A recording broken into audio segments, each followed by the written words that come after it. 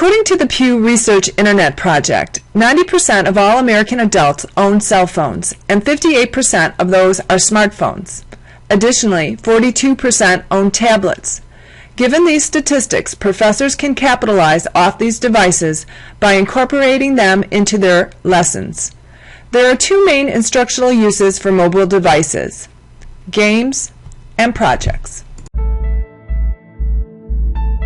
Games have always been used to educate.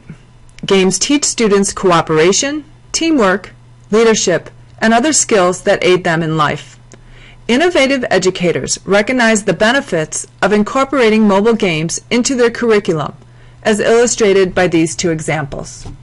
MIT's teacher education program developed a game called Environmental Detectives, in which students, working in small groups, pretend to be environmental engineers on a construction project to build an underground garage, requiring water to be pumped out from the ground. They discover the extracted water contains toxins that must be investigated. They need to determine where the spill is coming from, who is causing the spill, how to fix the problem, and the health and legal risks involved. The students have 2 hours to complete these tasks. To do so, they gather data with their mobile devices equipped with GPS systems. The devices allow students to sample chemical concentrations found in the groundwater, but only 3 at a time. Thus, they have to wait for their results. As such, students plan the best ways to collect this information.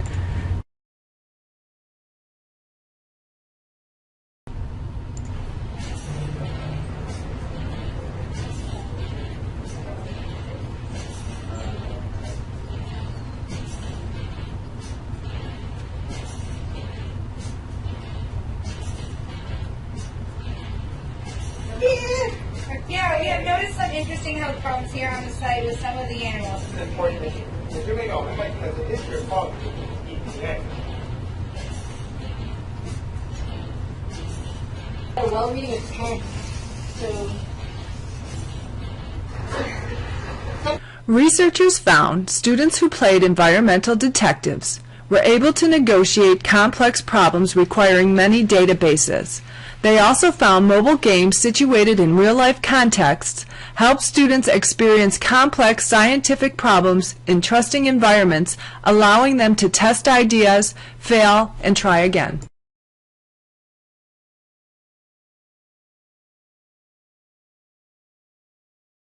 Another mobile game example is Dow Day.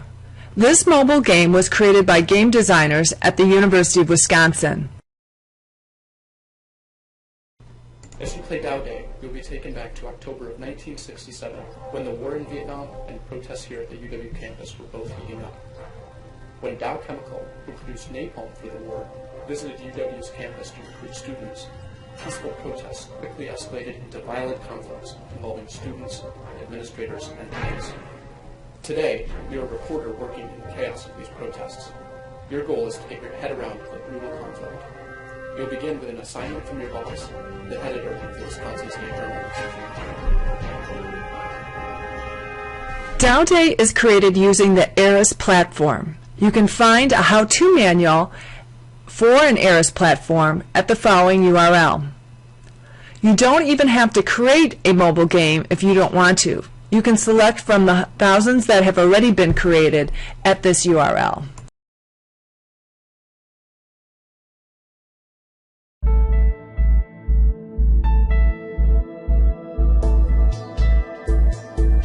Unlike mobile games that are created by professors or game designers, mobile projects are created by students.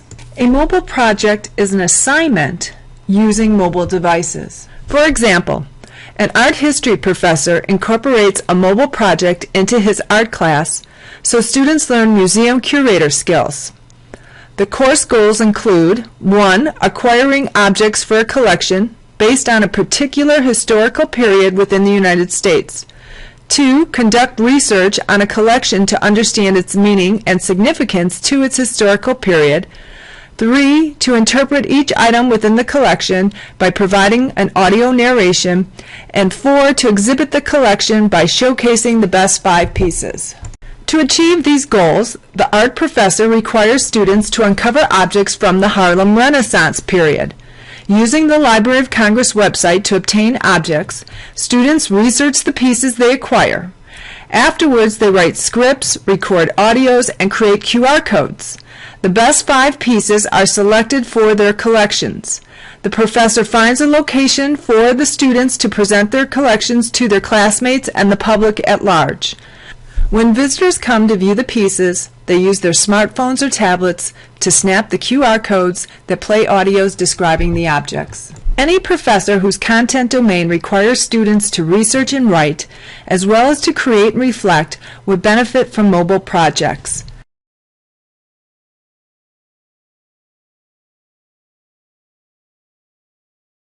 For example, counseling professors could require students to locate 3 to 5 objects created during childhood, such as paintings, drawings, poems, and so forth. Next, students reflect on the objects' meanings and context of events that occurred when they created these pieces. Students might depict emotional highs or lows they experienced during these creations, and they can explain their feelings using counseling theories. Students then document their work by recording their notes and attaching their audios via QR codes to the objects. Similar to the curators, the counseling students display their pieces for viewers to see and listen. As you can see, mobile devices are changing the way we educate our students. No longer are students confined to the classrooms. Instead, the entire campus is their learning center.